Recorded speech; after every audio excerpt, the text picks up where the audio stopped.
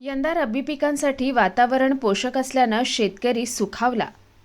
यंदा पाऊस पुरेशा प्रमाणात पडल्यामुळे सध्या सर्वत्र कडाक्याची थंडी पडू लागली आहे. रब्बी पिकांसाठी वातावरण पोषक असल्यामुळे देहुगाव आणि परिसरात कांदा लागवड तसेच गहू, मका, ज्वारी आणि भाजीपाल्याची शेती करण्यासाठी सर्वच शेतकरी शेतीकामात गुंतले आहेत. पिकांवर कोणत्याही प्रकारची रोगराई पडून नुकसान होऊ नये यासाठी शेतकरी देवाला साकडे घालतायत.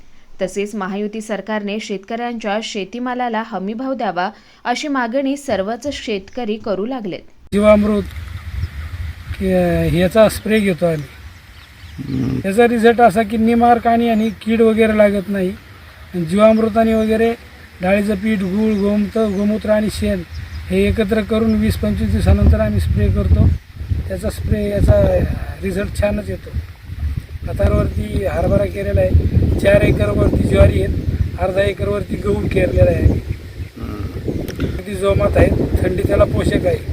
3-4 वर्ष अशी थंडी हे पडतच नव्हती आणि थंडी पोषक जसं पाहिजे तशी असल्यामुळं कांद्याला सुद्धा, बटाट्याला सुद्धा आणि गहू, हरभरा आणि ज्वारी या रब्बीच्या सर्वच पिकांना पोषक आहे ते. Ramesh Kamble, Star Maharashtra News, देहुगाव.